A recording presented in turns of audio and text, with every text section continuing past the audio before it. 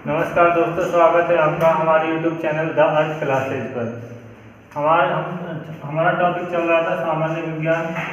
विषय चल रहा था सामान्य विज्ञान, और सामान्य विज्ञान के अंतर्गत हमारा टॉपिक चल रहा था पदार्थ के बारे में। तो हम पदार्थ की अवस्थाएं पढ़ चुके थे। पदार्थ किसे कहते हैं, इसके गुणधर्म पढ़ चुके थे। अवस्थाएं ठोस द्रव, उनके गुण हो चुके थे, उनका तुलनात्मक अध्ययन हो चुका था।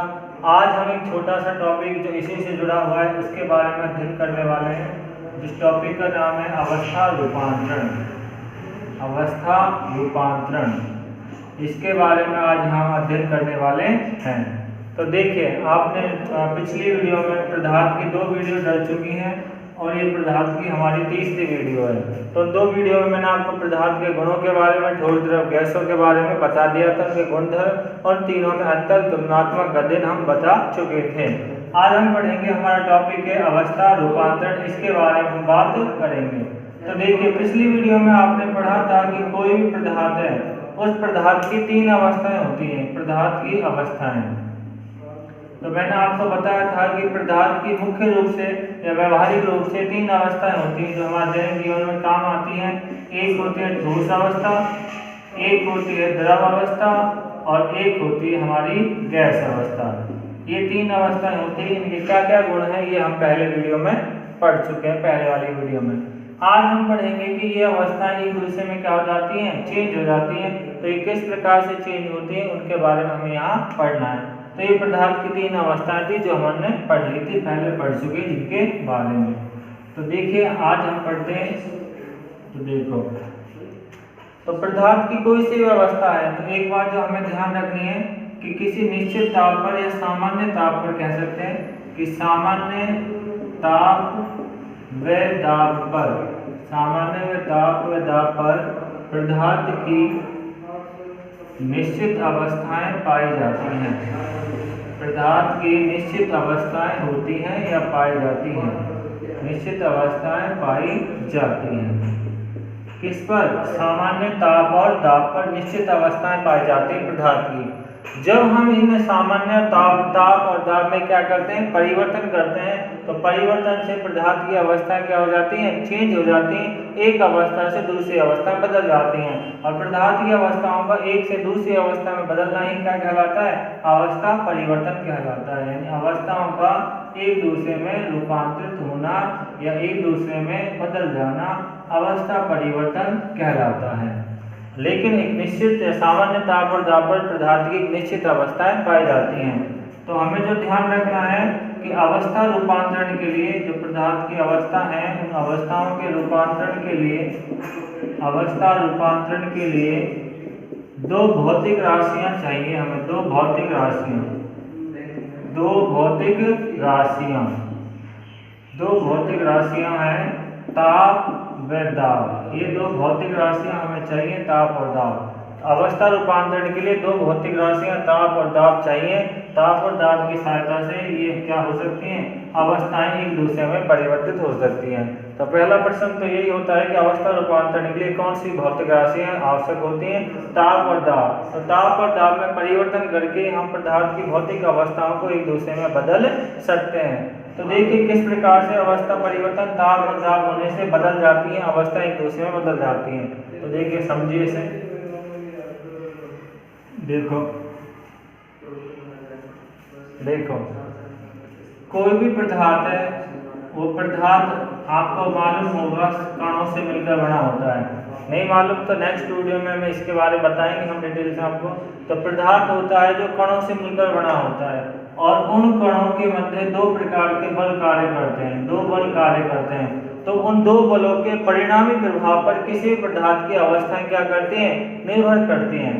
तो देखिए, कोई भी पदार्थ है, मैं लिख देता हूँ यहाँ कि पदार्थ की अवस्थाएं, पदार्थ की अवस्थाएं या पदार्थ की अवस्था 2 बलों के, 2 बल जो लगते हैं, 2 बलों के परिणामी प्रभाव पर निर्भर करती है, परिणामी प्रभाव पर निर्भर करती है, परिणामी प्रभाव पर निर्भर करती है। यानी किसी भी पदार्थ की अवस्था क्या होगी, ये निर्भर करेगी उस पदार्थ के कणों के मध्य लगने वाले दो बल और उन दो बलों का जो परिणामी प्रभाव आएगा, उन दोनों बलों के परिणामी प्रभाव पर उस पदार्थ की अवस्था क्या करेगी, वो निर्भर करती है। कौन कौन से वो दो बल होते हैं, देखिए पहला तो बल होता है अंतर आणविक आकर्षण बल, अंतर आणविक आकर्षण बल, और एक होता है दूसरा उन कणों के मध्य लगने वाली ऊष्मीय ऊर्जा। तो इन दो बलों का जो परिणामी प्रभाव आएगा, उस परिणामी प्रभाव पर उस पदार्थ की भौतिक अवस्था क्या करेगी, निर्भर करेगी। तो किस प्रकार से निर्भर करती है, तो देखिए समझिए। देखो तो कोई भी पदार्थ है, ठोस हो, द्रव हो या गैस हो, वो पदार्थ किनसे मिलकर बना होता है, कणों से।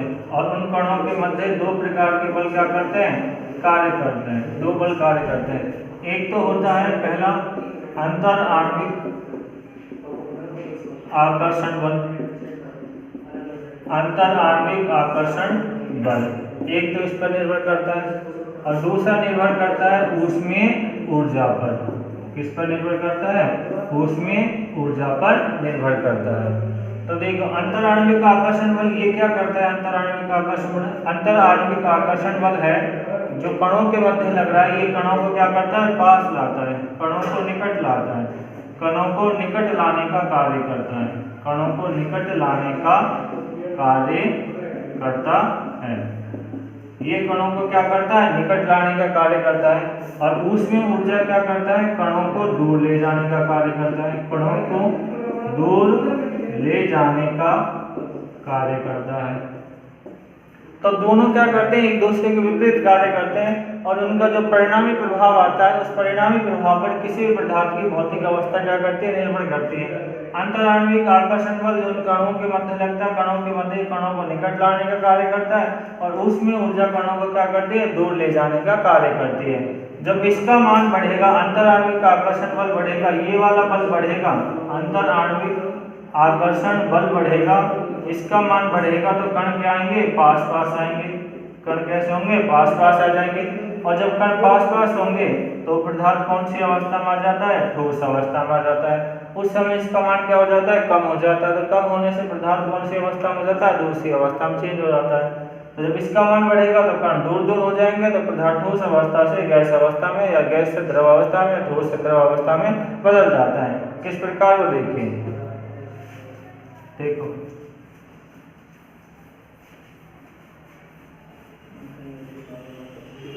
देखिए मान लीजिए कोई पदार्थ है, उस पदार्थ के कणों के मध्य ऊष्मीय ऊर्जा है, ऊष्मीय ऊर्जा हो रही है, ऊष्मीय ऊर्जा उपलब्ध है, और दूसरा उसके मध्य अंतर आणविक आकर्षण बल है।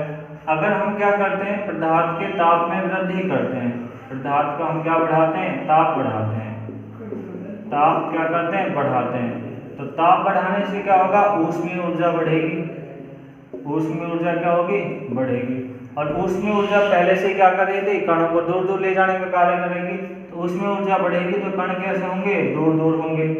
कण कैसे हो जाते हैं, दूर दूर हो जाते हैं। और जब कण दूर दूर हो जाते हैं, मान लीजिए हमने ठोस पदार्थ लिया था, तो कण दूर दूर हो जाते हैं तो क्या होंगे, ठोस पदार्थ से कौन सी अवस्था में बदल जाता है, वो पदार्थ जो ठोस था, ठोस अवस्था से कौन सी बदल जाता है, द्रव अवस्था में बदल जाता है। तो इस प्रकार से हम अवस्थाओं को एक रूप से दूसरे रूप में बदल सकते हैं।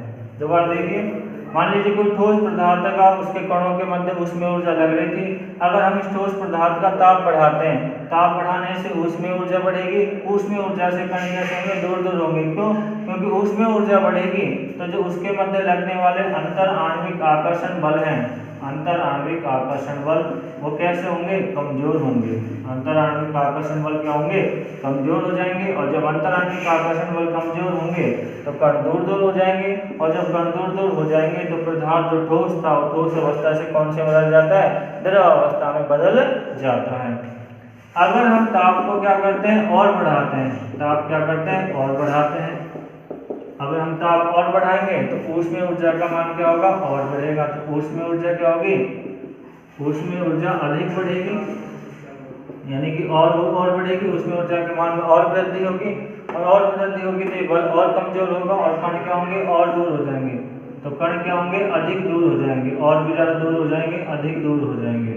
और जो पदार्थ ठोस अवस्था से द्रव अवस्था में बदला था, इसी के बाद बता रहे हैं, अगर इस द्रव पदार्थ का ताप और बढ़ाते हैं तो उसमें ऊर्जा और अधिक बढ़ती है, तो कण क्या होंगे, और अधिक दूर होंगे, और पदार्थ कौन सी अवस्था में बदल जाएगा, द्रव अवस्था से ठोस अवस्था में। तो पदार्थ पहले ठोस अवस्था से द्रव अवस्था में बदला, जब इसका टेम्परेचर और बढ़ाया तो कैसी अवस्था में बदल गया, गैस अवस्था में। जैसे मान लीजिए हम यहाँ बर्फ ले लेते हैं ठोस अवस्था में, फिर वो द्रव अवस्था जल में बदल गया, और जल को और गर्म किया तो कौन सी अवस्था में बदल जाता है, वो वाष्प अवस्था में बदल जाता है, भाप अवस्था में बदल जाता है। ये हमने व्यवहारिक रूप में देखा होगा, ठोस का टेम्परेचर बढ़ाते हैं तो द्रव का टेम्परेचर और बढ़ाते हैं तो कौन सी अवस्था में बदल जाता है, द्रव अवस्था में। और आप सभी जानते हो द्रवों के मध्य जो कण है वो दूर दूर होते हैं, सॉरी गैसों के मध्य कण बहुत दूर दूर होते हैं, द्रवों के मध्य थोड़ा पास, और ठोसों के मध्य कण के यहाँ होते हैं बिल्कुल पास पास होते हैं। तो इस प्रकार किसी भी पदार्थ की जो भौतिक अवस्था होती है वो दो बलों के परिणामी प्रभाव पर निर्भर करती है। पहला तो होता है अंतराण्विक आकर्षण बल, और दूसरा होता है ऊष्मीय ऊर्जा। इनका जो परिणामी प्रभाव आता है उस पर किसी पदार्थ की अवस्था क्या करती है, निर्भर करती है। आगे देखते हैं,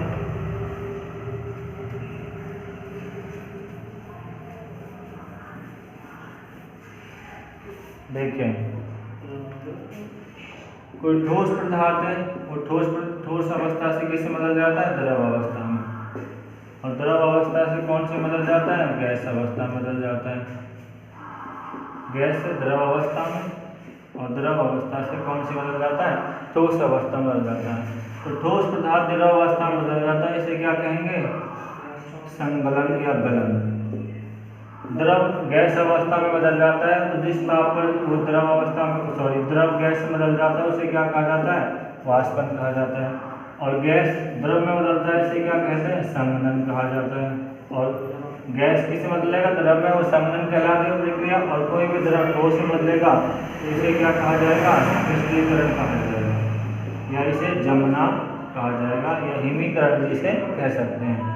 तो ठोस से द्रव अवस्था में बदलना गलन कहलाता है, द्रव से गैस अवस्था में बदलना वाष्पन कहलाता है, गैस से द्रव में बदलना संघनन, और द्रव से ठोस में बदलना जमना या क्रिस्टलीकरण कहलाता है। तो कैसे अवस्था देखो चेंज होती है। यहाँ पर हम क्या करेंगे, ताप बढ़ा देंगे, पहले ताप बढ़ा देंगे और दाब क्या कर देंगे, कम कर देंगे। जैसे मान लीजिए मैंने यहाँ बर्फ ले लिया ठोस के रूप में, ये जल ले लिया, और यहाँ पे क्या हो गया, जल वाष्प बन गया, यानी कि भाप बन गया। तो देखो ठोस का ताप बढ़ाया और दाब कम कर दिया, तो ठोस से किस अवस्था में बदल गया, द्रव अवस्था में। द्रव का ताप और बढ़ाया, दाब कम किया, तो द्रव अवस्था से कौन सी अवस्था में बदल गया, गैस अवस्था में बदल गया। दूसरा गैस अवस्था देखिए, गैस, तो ये ताप और दाब का इस पहले नंबर पे क्या करता है, प्रभाव करता है। दूसरा गैस से द्रव, और द्रव से किस में हो गया, ठोस अवस्था में हो गया। आपस में इंटरचेंज हो जाते हैं, तो इंटरचेंज के लिए ये वाला चिन्ह हम काम में आपस में अंतर परिवर्तन हो जाता है। यहाँ पर क्या करेंगे, हम तापमान को घटा देंगे और दाब को क्या करेंगे, बढ़ा देंगे। तो गैस का तापमान घटा दिया और दाब क्या हुआ, बढ़ा दिया, तो गैस अवस्था से द्रव अवस्था में बदल गया, और द्रव अवस्था से कौन सी अवस्था में बदल गया, ठोस अवस्था में बदल गया। जैसे द्रव है, पानी है, आपने ले रखा है, यहाँ जलवाष्प ले लेते हैं वापस से, गैस के रूप में जलवाष्प, ये जल ले लिया, और यहाँ पे क्या ले लिया, ठोस बन गया बर्फ। तो आपने देखा होगा जैसे गैस है या द्रव है, जल है, तो जल का ताप बाहर रखा हुआ है, बाहर के वातावरण में, उसको हम किसी पात्र में लिया और फ्रिज में रख दिया। फ्रिज में क्या होगा, टेम्परेचर कम हो जाएगा, तापमान, ये चिन्ह बता रहा है कम होना, और ऊपर की ओर नॉब है तो ये क्या बढ़ रहा है, तो तापमान घटेगा, तो इसका तापमान इस फ्रिज में रखा, रेफ्रिजरेटर में, तापमान कम हो गया, तो ये बर्फ अवस्था में बदल गया। गैस है, गैस का तापमान कम कर दिया, और दाब, ये चिन्ह बताना बढ़ना है, तो दाब बढ़ गया, टेम्परेचर कम हो गया, तो गैस से द्रव अवस्था में और द्रव से ठोस अवस्था में क्या होते हैं, बदल जाते हैं। तो ऐसे किसी भी पदार्थ के अवस्था परिवर्तन के लिए दो भौतिक राशियां आवश्यक होती हैं, एक तो होता है ताप और दाब, और ताप और दाब का इस प्रकार से प्रभाव पड़ता है। तो नंबर 1 और नंबर 2, ठोस से द्रव और द्रव से गैस में बदलेंगे तो तापमान बढ़ा देंगे, दाब कम कर देंगे।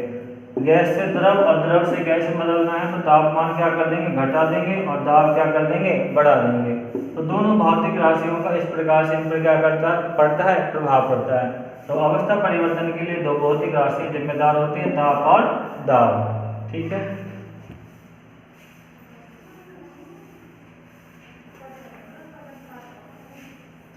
ठीक है। अब ये जो मैंने डायग्राम बनाया था इसमें एक एक करके आपको लिख देता हूँ। जैसे देखिए, पहला था संगलन, या इसे क्या कह देते हैं, गलन कह देते हैं। इसका मतलब है वह प्रक्रिया जिसके द्वारा कोई भी ठोस किसी में बदल जाता है, द्रव अवस्था में बदल जाता है। ठोस से किसी में होता है, द्रव अवस्था में बदल जाता है। दूसरा होता है वाष्पन। वाष्पन का मतलब क्या होता है, कोई भी द्रव जिस प्रक्रिया द्वारा गैस अवस्था में बदल जाता है उसे क्या कहा जाता है, वाष्पन कहा जाता है। तीसरा, ठोस से द्रव हो गया, द्रव से क्या हो गया, गैस। अब गैस से क्या बनेगा, द्रव बढ़ेगा। तो अगला होता है संघनन। संघनन का मतलब वह प्रक्रिया जिसके द्वारा कोई भी गैस द्रव में बदल जाता है। कोई गैस किस में बदल जाता है, द्रव में बदल जाता है, संघनन कहा जाता है। चौथा था हमारा गैस से द्रव बदल गया, द्रव से किस में बदलेगा, ठोस में। अब की बार क्या होगा, द्रव से ठोस में बदल जाएगा। तो द्रव से ठोस में बदलना क्या कहलाता है, जमना या क्रिस्टलीकरण कहलाता है।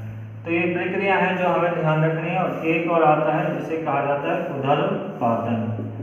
उदरपातन का मतलब क्या होता है, कुछ पदार्थ ऐसे होते हैं, होना तो ये चाहिए कि ठोस से द्रव और द्रव से गैस में बदलना चाहिए, हिस्से में और फिर इसमें बदलना चाहिए। लेकिन कुछ पदार्थ ऐसे होते हैं सीधा ठोस से किसे बदल जाते हैं, गैस अवस्था में बदल जाते हैं बिना द्रव अवस्था में बदले। तो यानी कि वे पदार्थ जो सीधे ठोस से गैस अवस्था में बदल जाते हैं उस प्रक्रिया को क्या कहा जाता है, उदरपातन कहा जाता है। और ये काम जो करते हैं उसे क्या कहा जाता है, उदरपातित पदार्थ कहा जाता है। उन पदार्थों को उदरपातित पदार्थ कहते हैं, जैसे कि नैप्थलीन है, नौसादर है या अन्य कोई पदार्थ होता है। तो ये प्रक्रिया हमें ध्यान रखने, कई बार पेपर में पूछ ली जाती है। तो संगलन मतलब ठोस से द्रव में बदलने की प्रक्रिया, वाष्पन मतलब द्रव से गैस में बदलने की प्रक्रिया, संघनन मतलब गैस से द्रव में बदलने की प्रक्रिया, जमना मतलब द्रव से ठोस में बदलने की प्रक्रिया, और उदरपातन का मतलब होता है ठोस से गैस में बदलने की प्रक्रिया क्या कहलाती है, उदरपातन। या गैस से ठोस में बदलने की प्रक्रिया भी क्या कहलाती है, उदरपातन कहलाती है। ये इस प्रकार से आपस में अवस्थाएं क्या होती हैं, परिवर्तित होती हैं। और जो अवस्था परिवर्तन की जो प्रक्रिया होती है वो इन प्रक्रियाओं के क्या है, नाम है, जो हमें क्या करने हैं, ध्यान रखने हैं। अब इस अवस्था परिवर्तन को पूरे जो भी हमने आज पढ़ा है उसे एक छोटे से डायग्राम के द्वारा भी हम यहाँ पर समझ सकते हैं। आप इसका स्क्रीनशॉट ले सकते हो या लिख भी सकते हो, आपको जैसा उचित लगे उस प्रकार से, जैसे भी सुविधा लगे आपको। इस पूरे टॉपिक को हम छोटे से डायग्राम द्वारा भी समझ सकते हैं, इतना लंबा चौड़ा हमें लिखने की आवश्यकता भी नहीं पड़ेगी। देखिए, ठोस बदल गया ठोस से द्रव में, और यहाँ ले लिया हमने क्या, गैस। ये इसमें बदल गया और ये इसमें बदल गया। ठोस से किस बदल गया, गैस में, और गैस से किस बदल गया, ठोस में। द्रव बदल गया गैस में इस प्रकार से, और गैस बदल गया द्रव में। तो देखिए, जो मैंने आपको अभी लिखा था उसी को शॉर्ट रूप में हम लिख रहे हैं। वह प्रक्रिया जिसके द्वारा कोई भी ठोस किस अवस्था में बदल जाता है, द्रव अवस्था में बदल जाता है, तो उसे क्या कहते हैं, संगलन कहते हैं। संगलन यानी कि गलना। ठीक है, कोई भी द्रव किस में बदल जाता है, ठोस अवस्था में बदल जाता है। कोई द्रव ठोस अवस्था में क्या हो रहा है, बदल रहा है। द्रव किस में बदल रहा है, ठोस अवस्था में बदल रहा है। तो द्रव ठोस में बदलेगा तो उसे क्या कहा जाएगा, जमना। द्रव क्या हो गया, जम गया, जम के ठोस में बदल गया।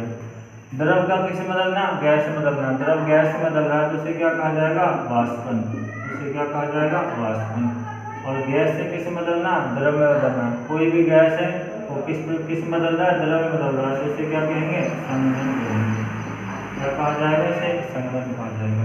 और ठोस से गैस में बदलना क्या कहलाता है, उदरपातन। क्या कहलाता है, उदरपातन। और गैस से ठोस में बदलना ये क्या कहलाता है, उदरपातन कहलाता है। तो इस डायग्राम के द्वारा भी मैंने जो प्रक्रिया लिखी है उन प्रक्रियाओं को आप क्या कर सकते हो, समझ सकते हो। तो ठोस से द्रव में बदलना संगलन, द्रव से ठोस में बदलना जमना कहलाता है। द्रव से गैस में बदलना वाष्पन, गैस से द्रव में बदलना संगलन कहलाता है। और ठोस से गैस और गैस से ठोस में बदलना क्या कहलाता है, उदरपातन कहलाता है। तो इस पूरे डायग्राम के द्वारा भी हम अवस्था परिवर्तन क्या कर सकते हैं, समझ सकते हैं। एक छोटी सी बात जो हमें ध्यान रखनी है, ठोसों के लिए हम काम लेते हैं गलनांक। क्या काम लेते हैं, गलनांक। यानी कोई भी ठोस जिस ताप पर बदल जाता है द्रव अवस्था में, उसे गलनांक कहते हैं। और द्रव के लिए क्या काम में लिया जाता है? क्वथनांक काम में लिया जाता है। तो ये भी ध्यान रखना है। इसे बोलते हैं मेल्टिंग पॉइंट और इसे बोलते हैं बीपी बॉइलिंग पॉइंट, ये ध्यान रखना है। और गैसों के लिए क्या हम लेते हैं? द्रव्यमाप काम लेते हैं, द्रव्यमाप बोलते हैं जिसे एलपी कहा जाता है। तो ये भी हमें क्या करना है? ध्यान रखना है। तो इसी टॉपिक के साथ हमारा जो पदार्थ चल रहा था वो आज क्या हो जाता है? समाप्त हो जाता है। तो पदार्थ की 3 वीडियो हैं, 2 वीडियो अपलोड हो चुकी हैं और ये आज हमारी पदार्थ की 3री वीडियो है। इसी के साथ हमारा पदार्थ टॉपिक खत्म हो जाता है। और मैं आपको इस वीडियो के समाप्ति में क्वेश्चन दे रहा हूँ, आप उसका आंसर मुझे कमेंट्स करके बताइए। अगर और कुछ आपको पूछना है तो कमेंट्स में डाल दीजिए। तो आपके लिए क्वेश्चन है कि वह कौन सा पदार्थ है, वह कौन सा पदार्थ है जो प्राकृतिक रूप से या स्वतंत्र रूप से तीनों अवस्थाओं में पाया जाता है? तीनों अवस्थाओं में पाया जाता है, तीनों अवस्थाओं में पाया जाता है। यानी कि एक पदार्थ ऐसा है जो प्रकृति में तीनों ही अवस्थाओं में पाया जाता है, यानी कि ठोस में भी उपलब्ध है, गैस में उपलब्ध है और द्रव अवस्था में उपलब्ध है, तीनों अवस्थाओं में भी उपलब्ध है। इसका आपको कमेंट बॉक्स में क्या बताना है? आंसर बताना है। और अगर आपको कोई शंका या शंका हो तो आप उसमें पूछ सकते हो। ठीक है भाई, आज के लिए इतना ही। अगर आपको वीडियो अच्छा लगे तो लाइक, सब्सक्राइब और कमेंट्स कर दीजिए। और कोई दिक्कत हो तो कमेंट्स बॉक्स में डाल दीजिए। ठीक है, मिलते हैं अगले टॉपिक में नेक्स्ट वीडियो में। धन्यवाद तब तक।